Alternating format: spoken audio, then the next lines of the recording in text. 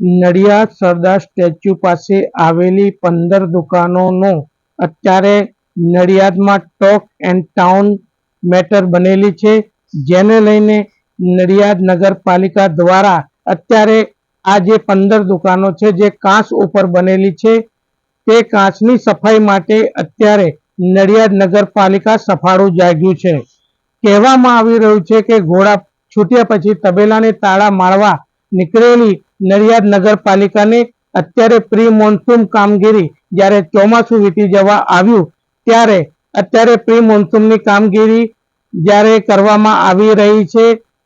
જ્યારે એ કાંચની સફાઈ કરવામાં આવી રહી છે ત્યારે લોકોમાં ચર્ચાનો વિષય તો બન્યો જ છે કે હવે ચોમાસું વીતી જવા આવ્યું ત્યારે આ કાંચની સફાઈ કેમ, પરંતુ ખાસ કરીને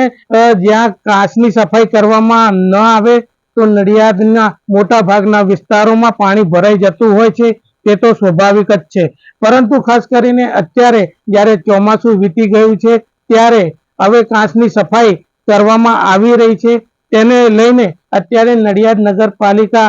દ્વારા જે કામગીરી કરવામાં આવી રહી છે તે નડિયાદમાં લોકોનો એ ચર્ચાનો વિષય બન્યો છે અને સમગ્ર વેપારી મંડળમાં પણ અત્યારે ભીતિનો માહોલ છે, ભયનો માહોલ છે। પરંતુ ખાસ કરીને કોર્ટ દ્વારા માત્ર ને માત્ર આ દુકાનોની સાફ સફાઈ કરી અને તેમને વેપારીઓને પરત આપવાની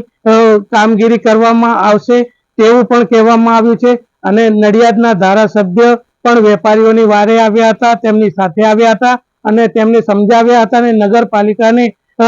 કોઈ પણ પ્રકારની દુકાનમાં નુકસાની ન થાય તેની પણ તકેદારી રાખવામાં આવે તેવી સૂચનાઓ આપવામાં આવી હતી। પરંતુ ખાસ કરીને અત્યારે નડિયાદ નગરપાલિકા જ્યારે સાફ સફાઈ કરવા નીકળી છે ત્યારે વેપારીઓને અત્યારે ખાસું નુકસાન સહેવું પડ્યું છે, કારણ કે અત્યારે તહેવારોનો સમય છે ત્યારે દુકાનદારો જ્યારે ચોમાસું વીત્યું ત્યારે ચોમાસાના સમયમાં પાણી ભરાઈ જવાના કારણે પણ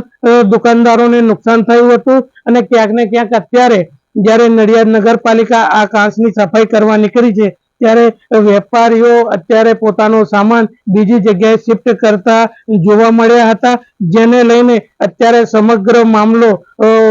ટોક એન્ડ ટાઉન બન્યો છે, નડિયાદમાં ચર્ચાનો વિષય બન્યો છે। ત્યારે હવે જોવાનું રહ્યું કે આ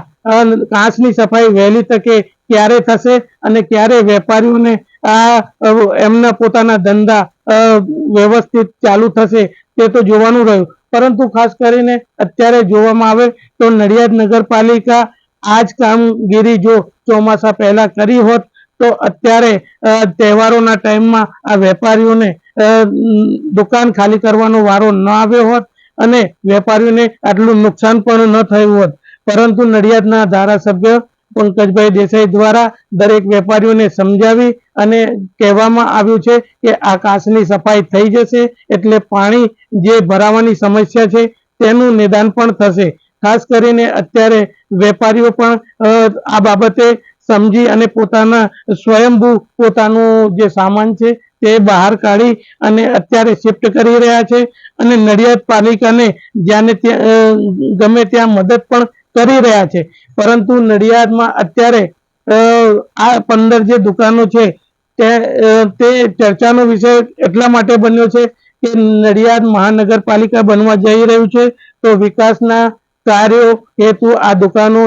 તૂટવાની ભીતિ પણ ક્યાંક ને ક્યાંક વેપારીઓમાં વર્તાઈ રહી છે, પરંતુ હાલ તો અત્યારે એવું ક્યાંય દેખાઈ નથી રહ્યું, જેને કારણે અત્યારે વેપારીઓને એવો ખાસ